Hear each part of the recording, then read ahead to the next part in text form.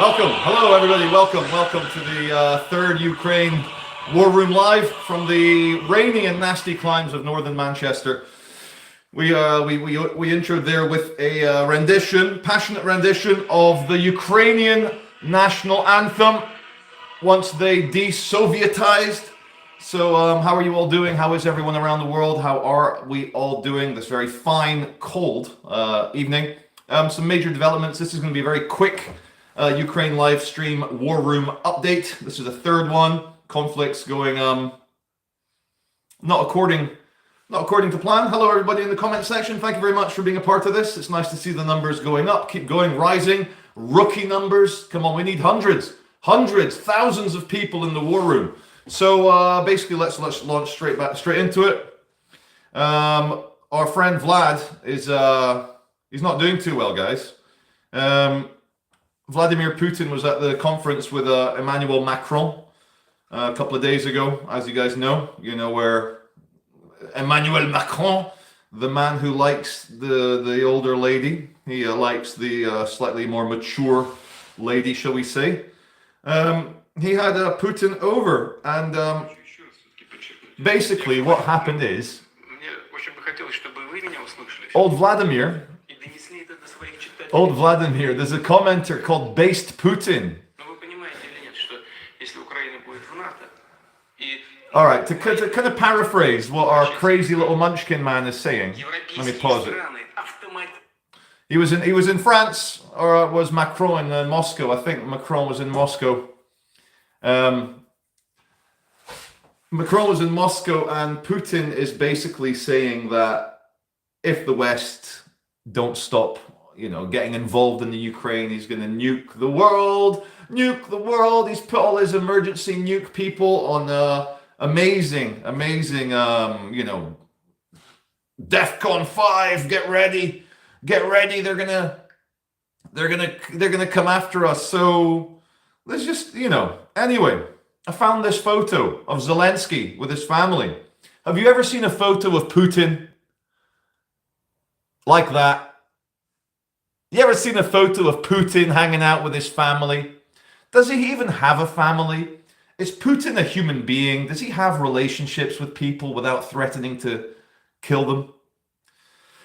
And as we've said in the first two live streams, of course, the first casualty of war is the truth. It's all propaganda. Ghost of Kiev, the ass bandit of Odessa. He's literally raped 20 Russian soldiers on his own.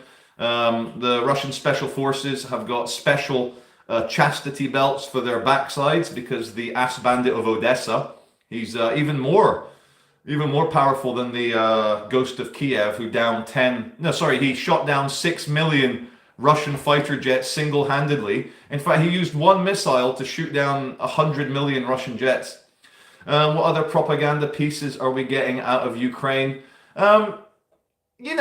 It's still day five of the conflict. Hello, everybody in the comment section. As always, the comments are slamming up. If you want to send me a super chat to get your thing highlighted, I will answer your question. I'll read it out, no matter how controversial your writing is. If it's really bad, really good, maybe within reason, or maybe there is no limit to what I'll read out on the live stream if someone wants to send a super chat. You can see at the bottom, it's got a little $sign, and then you can, yes, Snake Island, thank you very much.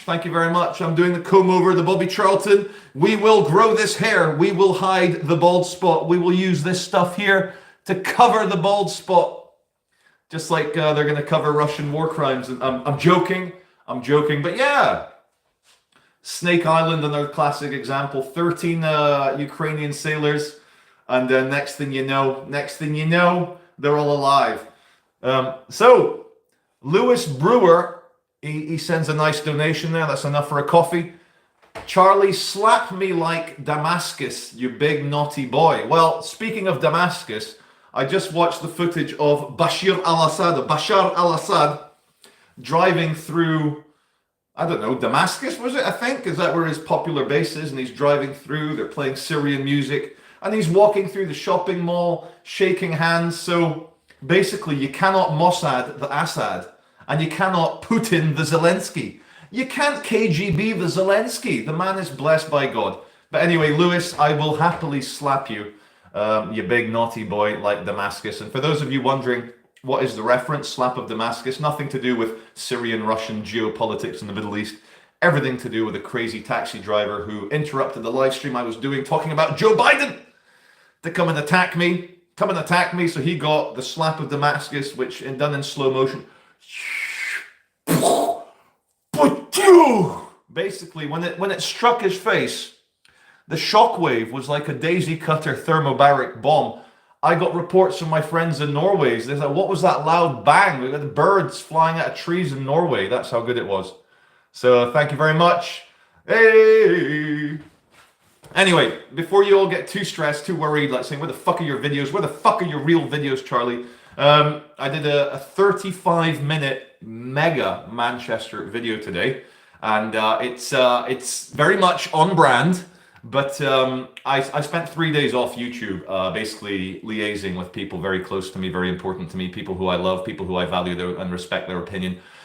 And I concluded myself, much with conversations with other people that were giving me ideas, that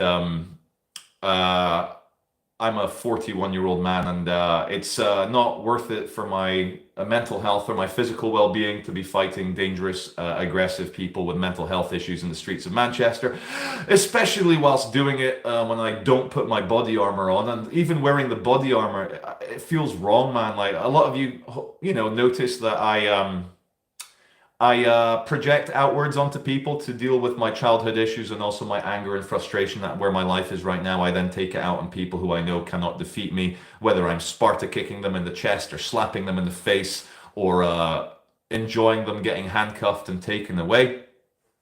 So my videos are going to be drama, amazing, good, but I need to keep, how do I put this? YouTube censors happy, and also I need to make my children proud of me. That's what I'll say, because when I started YouTube and this whole project, I was meant to be a cinema filmmaker, a director, an actor, an artist, an editor, to do it beautiful. Turns out I ended up being the big view chasing, ambulance chasing crackhead. I became the crackhead channel. My face became synonymous with junkies and drugs and violence. And that must change. Must change.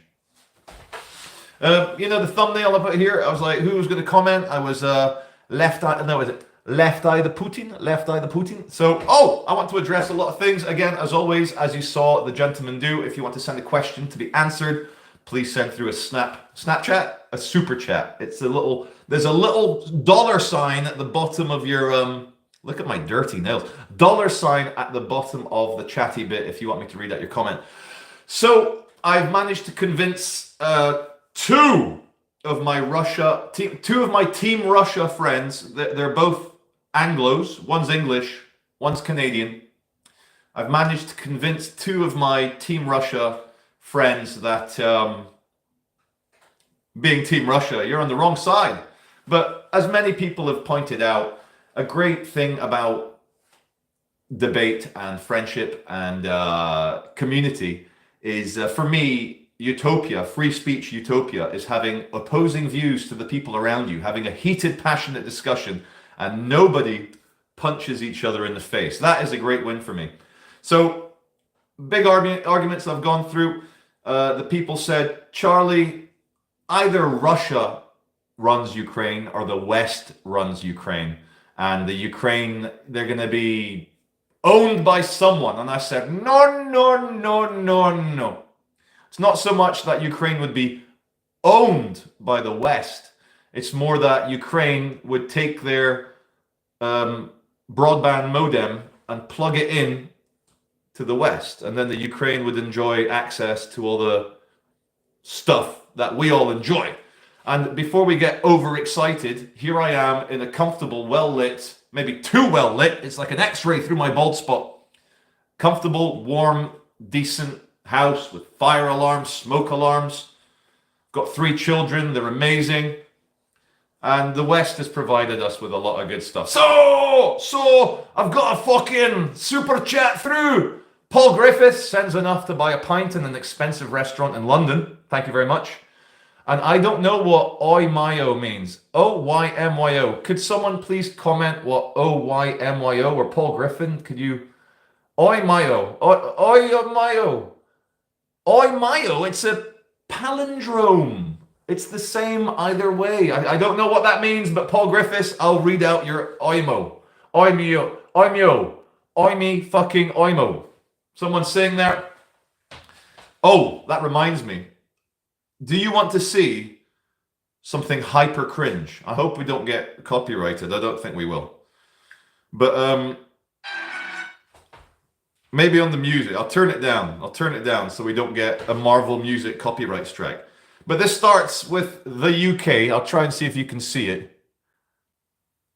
Fuck. Fuck! Oh, here we go. Look at this. The UK. Oh, you're seeing the reflection of the... Sorry. It's all going wrong. It's a thing about the whole world coming together to fight Russia, and I found it extremely cringe. Marvel movies are not movies. I'm with Scorsese on this one. It's spectacle for retards. I don't like these movies. And someone did another good one. Yeah. No, I'm not gonna just fucking. So yeah, just a quick one today, guys. Thank you very much. If you've just joined us, thank you very much for being part of this conversation. Many of the criticisms, people saying that the deep state, the permanent government, and Joe Biden and Kamala, all their children work for Ukrainian oil companies, and Ukraine supports LGBT, or NATO. I saw NATO on their Twitter posted an LGBT flag, and people saying, oh, we side with Russia, because I think it's time for the Veech to put hand on heart, hold my hands up, cover the Buddha on my wall. Fuck off, Buddha. Cover the Buddha on my wall and say that you've got to be patriotic to a certain extent. You've also got to be loyal to your local enemies. For example, Batman, where is he? Batman has been fighting Joker since what? The 30s, the 1930s? And if this is, this is, say, how do I put this? This is the woke left, and this is your average American or Brit or Canadian or Australian or whatever. Yeah, woke left, Joker. You can tell he's woke left because he's got makeup on and he's a man. And Caped Crusader. Now, they've been fighting for a long time. Now, how would Batman feel if a different alien from a different planet started torturing and killing his Joker buddy? Batman, being a moral, decent, upstanding guy, even though he hates the Joker, he would stop the aliens from torturing the Joker. Do you know why? Because according to, what was it? The koans of Buddhism, they say, be grateful for your enemies and be grateful for what your enemies do for you. As long as they're not stabbing you in the belly or punching you in the face. Yeah, this is an old Batman. As long as they're not stabbing you, so what we're seeing in the West, we're seeing a unity. And to continue with the LGBT theme, we're seeing a unity between former adversaries in the West, between people on the far left and people in the center and the far right. There's nothing like an external threat to bring the primate troop of chimps. There's nothing like an external threat. Where is he? Fucking hell. Right. Here's Russia. The Joker's Ukraine. And the West is Batman. So it's like, we hate each other a lot. Fuck you, Batman, fuck you, Joker. You gotta release the hostages. And then Russia, Vladimir Putin. Oh no, I will come in and I will eat this fucker. Anyway, I need to stop playing with toys on my live stream. Yeah, this is a new trailer for the Joker movie. I need to stop. But what I'm trying to say is there's an incredible unity. I've been seeing posters from Young Communist League, Socialist Workers' Party, standing with Ukraine. And here I am scratching my head. I've always been a centrist with maybe a slight predisposition towards conservatism because I'm middle-aged now. I've got 3 kids. I'm, centrist with a leaning towards conservatism. And I'm like, wow, I'm agreeing with the Socialist Workers' Party. I'm agreeing with the Young Communist League. I'm agreeing with Boris Johnson, and even Keir Starmer's jumping on the bandwagon. We've got unity. And can I just say something? And I've said it in the last 2 live streams as well. These are our gays. They're our transgenders. They're our lesbians. They're our lefties. They're our socialists. And no matter what their politics are in the Ukraine, whether it's confusing, this and that and that and that, you got to stand up for your local enemies against the foreign enemies. Now, this has all sounded absolutely gobbledygook, crazy, absolutely nuts, but let me try and explain it slightly different. Let me take a sip. Oh shit, I'm sweating here. I've said crazy shit. Let me fucking. But let me ask you guys a question. And again, as always, super chat it if you want. I'm trying to keep one eye on the normal ticker feed, but there's a lot of comments coming through. But let's say there was no such thing as the left or the woke left. And let's just say Ukraine was a standard neutral country like Switzerland. And then Vladimir Putin just invaded Switzerland and took it over. Would you, the people who are Team Russia, would you guys be still pro-Putin, even though there were no woke trannies and gays in Switzerland? Would you guys still be pro-Putin if it wasn't a culture war thing, if it was literally against a neutral country? I don't know, guys. People say my enemy's enemy is my friend, but sorry to bring it back to ancient Greece again, but I read the book Persian Fire. I know a little bit, a tiny bit, but Greek democracy. But can you imagine, the Persians are coming. The Persians are coming, and you're in Athens. You're in the Senate in Athens. And can you imagine the Greeks love a good argument, like any other Mediterranean culture. They fucking love a good argument. And it's worth cracking the joke again. How do the Greeks separate the men from the boys? With a crowbar! So the Greeks love a good argument, and I love the Greeks. Any Greeks watching, don't be offended. We know in ancient Greek there was a lot of boy love. But, fuck. Anyway, we've got almost 300 people in the house. Yeah, so imagine you're in ancient Greece, and the Persians try and divide and conquer the Senate. As a Greek senator, surely your allegiance are with your enemies in the Greek Senate rather than the Persians. What I see people in the West supporting Russia, it's like we're in a dance with our ideological enemy. We create beautiful free speech. My YouTube channel has, to a certain extent, maybe 10%, culture war. Look at these crazies. Look how the blue hairs have gone too far. But they're still my blue hairs. They're still my communists. They're still my lefty students. And I would never side with a mafia state, a crazy mafia state where the economy has gone really bad, education down, life expectancy down. My enemy's enemy sometimes is still my enemy. I know my enemy's enemy is my friend, but maybe if your enemy was in a distant country, like for example, if your enemy was Belarus and then Finland attacked Belarus, then maybe that could make sense. But no, it's all just crazy. It's all just too crazy. So anyway, listen, this was just a quick one. Let's keep it under 20 minutes. I've got a 35-minute massive Manchester video for you all. Thank you very much for watching. They're probably going to get a little bit quicker because there's no real developments. The big developments are 5,300 Russians dead, about 200 tanks destroyed, about 24 aircraft shot down, according to the Ukrainian National Forces.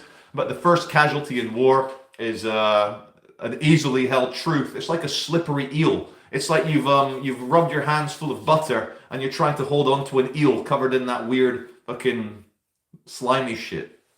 The truth isn't a casualty. It's just hard to get hold of. So enjoy your evening. Thank you very much for watching. And in about an hour and a half, 2 hours, 8:30 UK time, which is about 11:30 Kiev time, there'll be a big Manchester video. So thank you very much for watching, everybody. Have an excellent evening. And this is goodbye from northern Manchester.